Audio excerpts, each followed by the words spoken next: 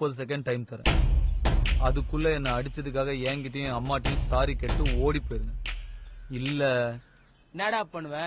அடிப்பேன்.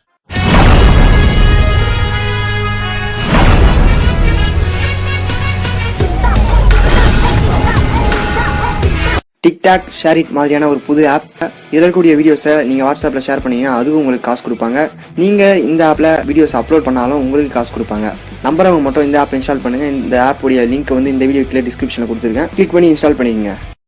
போன வருஷம் தனுஷ் அண்ணா ரசிகர்கள்லாம் என்ன எதிர்பார்த்தாங்கன்னு கேட்டிங்கன்னா, தனுஷ் அண்ணாவுடைய 3 படங்கள் இருக்குது. 3 படமும் வந்து கண்டிப்பாக வேறு லெவலில் ஹிட் ஆகும் அப்படின்னு எதிர்பார்த்துட்டு இருந்தாங்க. ஃபஸ்ட்டு எந்த படம் ரிலீஸ் ஆகும்னு நினச்சாங்கன்னா என்னை நோக்கி பாயும் தோட்டா தான் ஃபஸ்ட்டு ரிலீஸ் ஆகும். அதுக்கப்புறம் வட சென்னை, அதுக்கப்புறம் மாரி 2 அப்படின்னு எதிர்பார்த்தாங்க. ஆனால் எதிர்பார்த்தது ஒன்று, நடந்தது ஒன்று. அதுக்கு பதிலாக வட சென்னை படம் ரிலீஸ் ஆச்சு. ரிலீஸ் ஆகி பட்டி தொட்டிங்கும் பட்டையை கிளப்பிச்சு எல்லாருமே வந்து அந்த படத்துடைய 2ஆம் பாகம் 3ஆம் பாகம் வந்து வெளிவந்தே ஆகணும், நாங்கள் பார்த்தே ஆகணும் அப்படின்னு சொல்லிட்டு ஒத்த காலில் நிற்கிறாங்க. அந்த அளவுக்கு வந்து படம் வேறு லெவல் ஹிட்டு. அதுக்கப்புறமா மறுபடியும் என்னை நோக்கி பாயும் தோட்டா ரிலீஸ் ஆகும்னு சொல்லிகிட்டே இருந்தாங்க. ஆனால் ரிலீஸ் ஆகலை. மாரி 2 ரிலீஸ் ஆகிடுச்சு. அந்த படமும் தற்போது வரைக்கும் வெற்றிகரமாக திரையரங்கில் ஓடிட்டு இருக்குது.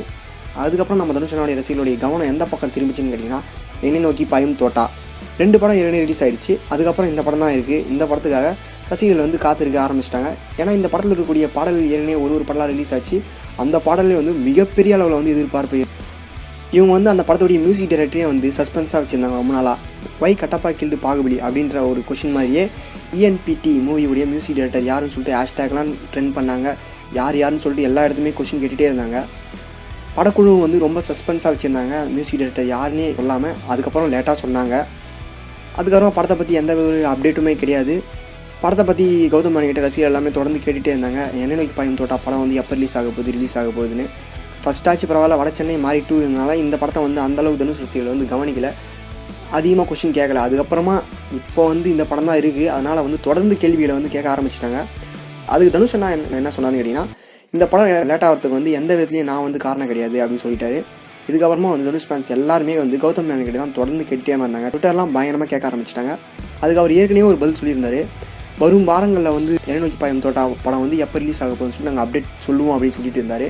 ஆனால் வரும் வாரங்களில் 2 மாதங்களே கடந்து போயிடுச்சு, இன்னமும் அவங்க வந்து எதுவுமே சொல்லலை. அப்படி ரசிகர்கள்லாம் வந்து வருத்தத்தில் இருந்தாங்க. ஆனால் இப்போ புதுசாக மறுபடியும் ஒரு நியூஸ் என்ன வந்துருக்குன்னு கேட்டிங்கன்னா, இந்த வாரத்துக்குள்ளே என்னை நோக்கி பாயும் தோட்டா படம் வந்து எப்போ ரிலீஸ் ஆக போகுது அப்படின்ற டேட்டை வந்து நாங்கள் சொல்ல போகிறோம் அப்படின்னு வந்து சொல்லியிருக்காங்க. பொறுத்து தான் பார்க்கணும். இந்த தடவை என்னை நோக்கி பாயும் தோட்டா படம் வந்து அதிகாரபூர்வமாக ரிலீஸ் ஆக போகுதுன்னு சொல்லுவாங்களா இல்லையான்னு.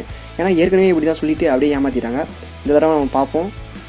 அதுக்கப்புறமா இன்னொரு நியூஸ் என்னென்னு கேட்டிங்கன்னா, நேற்று நம்ம தனுஷ் அண்ணா வந்து அவர் ட்விட்டர் பக்கத்தில் வந்து கதிர் பரியரும் பெருமாள்லாம் படம் நடித்தார். அந்த ஹீரோவுடைய புது மூவியுடைய ஃபர்ஸ்ட் லுக் வந்து அவருடைய ட்விட்டர் பக்கத்தில் வந்து வெளியிட்டு இருந்தார், ஜடான்ற படம். இதை வந்து கதிர் வந்து நம்ம தனுஷ் அண்ணாவுக்கு வந்து நன்றி தெரிவிச்சிருக்காரு. இந்த மாதிரி நிறைய நியூஸ் நம்ம தனுஷ் அண்ணா பற்றி நீங்கள் தெரிஞ்சு நினச்சிங்கன்னா மறக்காமல் நம்மளுடைய இந்த யூடியூப் சேனலை சப்ஸ்கிரைப் பண்ணுங்கள். பக்கத்தில் கூடிய பெல் பட்டனை கிளிக் பண்ணுங்கள். இந்த வீடியோ பிடிச்சிருந்தா லைக் பண்ணுங்கள். உங்கள் ஃப்ரெண்ட்ஸுக்கு மறக்காமல் ஷேர் பண்ணுங்கள்.